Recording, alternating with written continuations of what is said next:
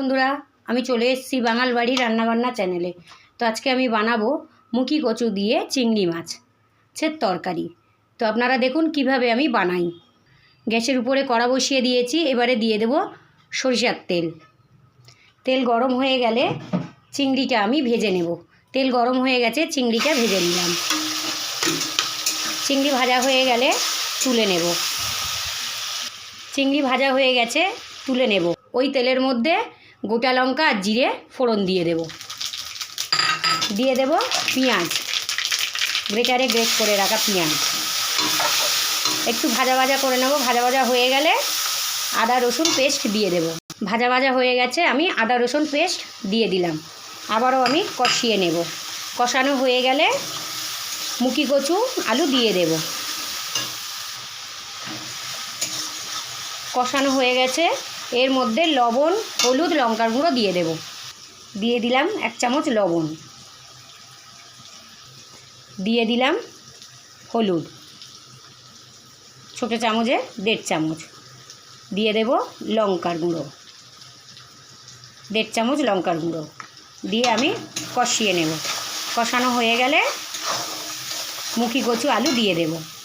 কেটে রাখা মুখি কচু আলু দিয়ে দিলাম।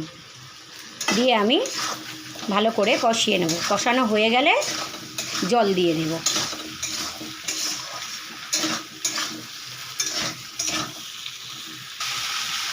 দেখুন কষানো প্রায় রেডি হয়ে গেছে। এবারে আমি দিয়ে দেব জল। জল দিয়ে আমি ঢেকে দেব। সিদ্ধ হয়ে গেলে আলু কচু আমি দিয়ে দেব চিংড়ি মাছ। তো এবারে আমি ঢেকে দেব। ঢেকে দেব। 15 মিনিট পরে এসে চিংড়ি মাছ দিয়ে নামিয়ে নেব। এবারে বন্ধুরা 15 মিনিট পরে ফিরে এসেছি। এবারে আমি ঢাকনাটা খুলব। রেডি হয়ে গেছে মুখি কচুর তরকারি। এবারে আমি এর মধ্যে দিয়ে দেব ভেজে রাখা চিংড়ি। দিয়ে একটু নাড়াচাড়া করে সুকন্যা শাহি গরম মশলা দিয়ে আমি নামিয়ে নেব। একটু ফুটে উঠলেই আমি নামিয়ে নেব। এবারে আমি সুকন্যা শাহি গরম মশলা দিয়ে নামিয়ে নেব। তরকারি হয়ে গেছে, এবারে আমি নামাবো।